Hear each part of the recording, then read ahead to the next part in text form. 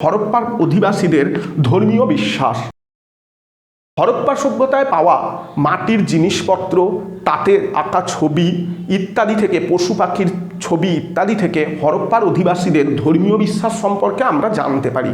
হরপ্পায় একটি ব্রোঞ্জের তৈরি নারী মূর্তি পাওয়া গেছে। এ থেকে মনে করা যেতে পারে যে হরপ্পার অধিবাসীরা নারী দেবীরও পূজা করত।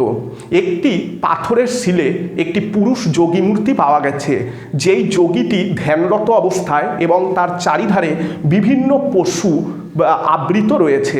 এটিকে অনেকে শিবের আদি সংস্করণ বা আদি শিব বলে মনে করে থাকে।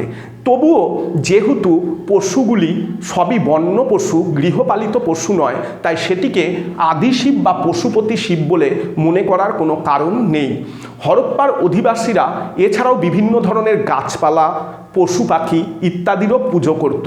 হরপ্পার অধিবাসীদের পারলৌকিক বিশ্বাস ছিল তারা মারা যাওয়ার পর মৃতদেহকে সমাধিস্থ করত এবং সমাধি ক্ষেত্রে মৃতদেহকে উত্তর দিকে মাথা করে শুইয়ে দিত এবং মৃতের সঙ্গে তার ব্যবহার্য নানা সামগ্রীও দিয়ে দিত।